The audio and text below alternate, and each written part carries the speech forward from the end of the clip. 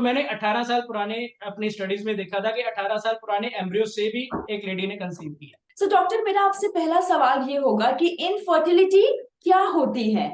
देखिए मीनाक्षी जी, ये बहुत एक कॉमन सा क्वेश्चन है कि what is infertility.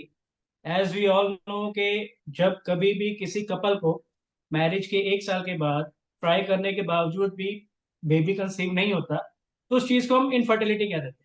Hmm. But most of us infertility को एक बीमारी के तौर पे गिनते हैं। बट मैं अपने व्यूअर्स को ये क्लियर करना चाहता हूँ कि इनफर्टिलिटी या बांझपन कोई बीमारी नहीं है। It's just a condition. और ये कंडीशन ऐसी प्रॉब्लम है जो फर्दर किसी और प्रॉब्लम्स के कारण हो सकती है। यानी मैं कह सकता हूँ कि फीमेल्स में अगर कोई बीमारी है तो उसके कारण उनके उनके केस में एक कंडीशन आ सकती है जिसको हम इनफर्टिलिटी या बांझपन कहते हैं।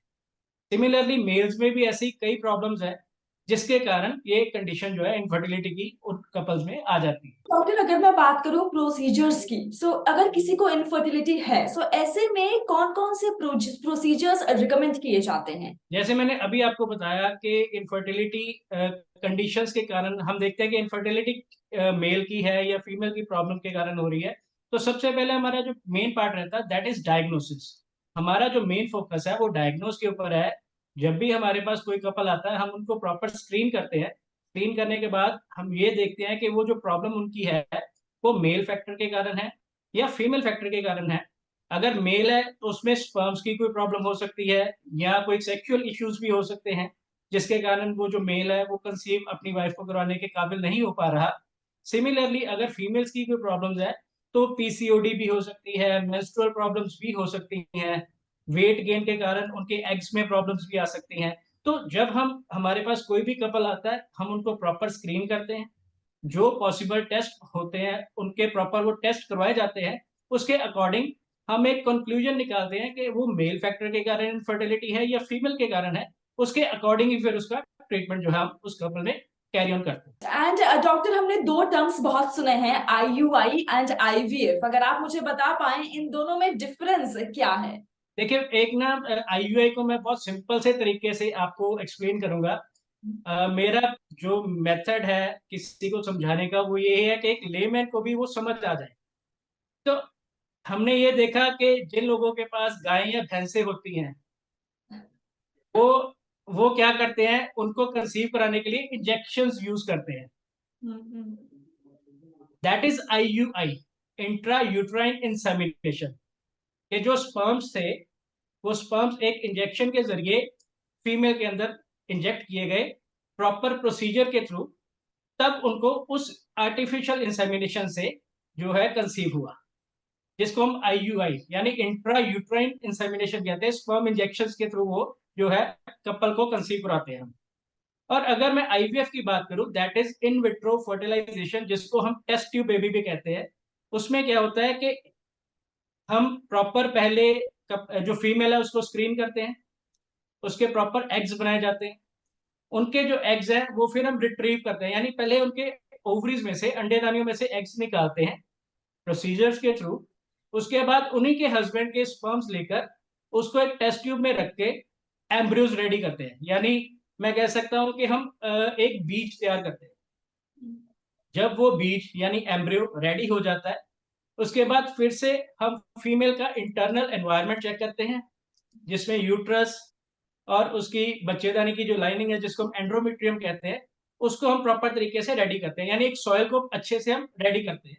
उसके बाद फिर वो एम्ब्रियो या वो जो बीज है हम उनके अंदर डाल देते हैं जिससे वो आईवीएफ मतलब इंट्रा विट्रो फर्टिलाइजेशन, हमने पहले उसको फर्टिलाइज किया एम्ब्रियो को। उसके बाद हमने लेडी के अंदर उसको इंसर्ट किया या इंसेमिनेट किया।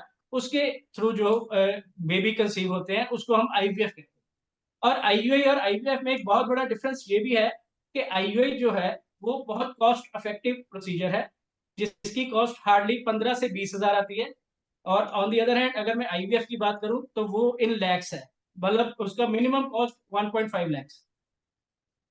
ओके। तो इसीलिए फिर हम पहले कपल को प्रॉपर स्क्रीन करते हैं। हमारा ये नहीं होता कि अगर हम स्ट्रेट अवे आईवीएफ की तरफ चले जाए। हम पहले कपल को स्क्रीन करते हैं, अगर उनमें आईयूआई की जरूरत है तो हम उनमें आईयूआई सबसे पहले करते हैं, ताकि उनको ज्यादा खर्चा भी ना।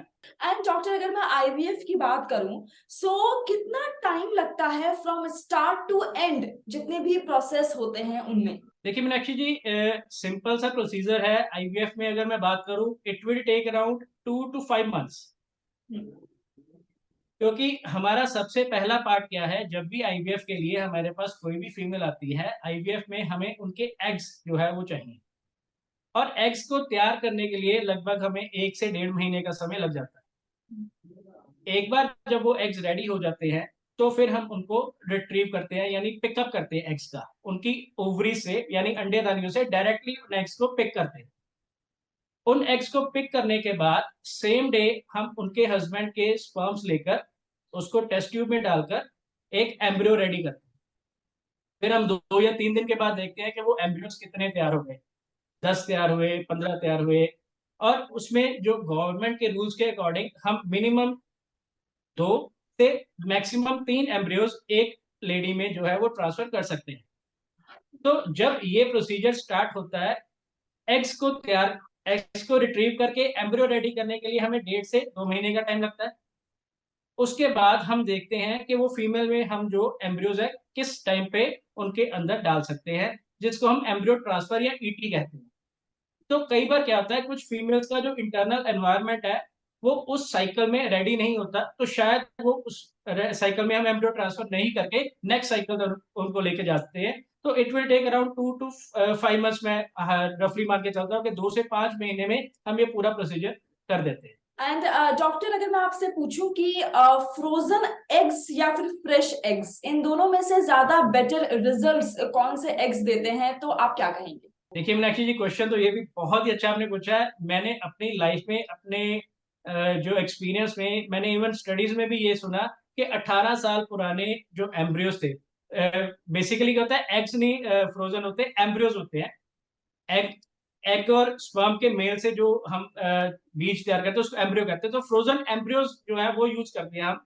तो मैंने 18 साल पुराने अपनी स्टडीज में देखा था कि 18 साल पुराने एम्ब्रियो से भी एक लेडी ने कंसीव किया। तो इसमें ये कुछ नहीं है। कई बार हम ये भी देखते हैं कि जब हम फ्रेश एम्ब्रियोज रेडी करते हैं तो फ्रेश एम्ब्रियोज के साथ भी कई बार साइकिल फेलियर हो जाता है।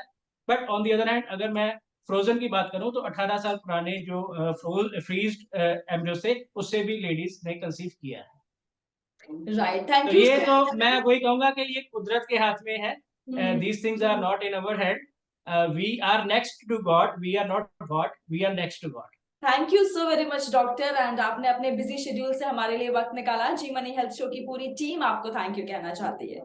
Thank you very much. ये थे हमारे साथ डॉक्टर, जिन्होंने बहुत अच्छी तरीके से हमें बताया कि इनफर्टिलिटी क्या है, किस तरह से इसके प्रोसीजर्स किए जाते हैं, आईवीएफ क्या होता है। वेल, अगर आपके मन में कोई सवाल है जो रह गया है, आप मुझे कमेंट सेक्शन में लिख सकते हैं। मैं आऊंगी नेक्स्ट शो में एक नए सुपर स्पेशलिस्ट डॉक्टर के साथ। टिल देन अपना ख्याल रखिए, क्योंकि अच्छी सेहत हमारा वादा। क्या आप जानते हैं, जी मनी के जरिए आप अपने हॉस्पिटल का बिल भर सकते हैं 12 किश्तों में बिना किसी ब्याज के। और जानकारी के लिए अपने हॉस्पिटल से संपर्क करें।